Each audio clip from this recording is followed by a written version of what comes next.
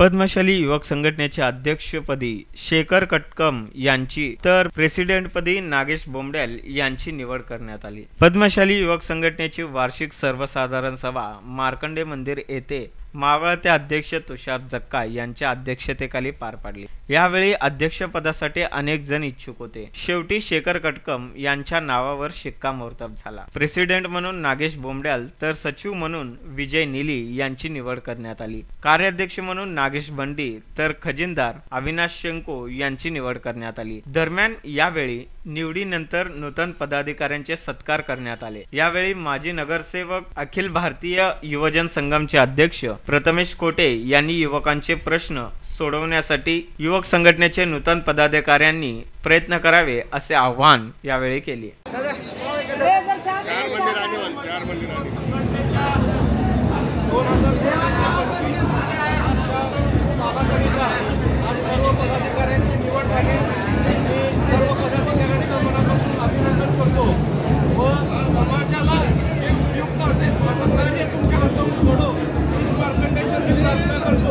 आज अध्यक्ष म्हणून शेखर कटकम यांची निवड झालेली आहे। कार्याध्यक्ष म्हणून नागेश बंडी यांची झालेली आहे। प्रेसिडेंट म्हणून नागेश बोंबडेल यांची झालेली आहे।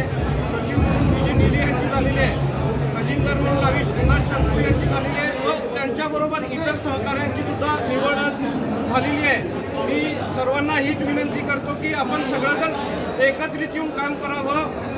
आपल्यात मतभेद न ठेवता समाजासाठी काम करायचं आहे हे ध्येय ठेवून सर्वांनी चांगलं काम करून दाखवावं हीच विनंती करतो व तुमच्या कार्याला शुभेच्छा देऊन मार्कंडेंच्या मी हीच प्रार्थना करतो की आज जे समाजात प्रश्न आहेत युवकांचे ते जास्तीत जास्त मोठ्या प्रमाणात तुमच्याकडून सोडवले जावं हीच मार्कंडे भगवानचरणी प्रार्थना करून शुभेच्छा देतो।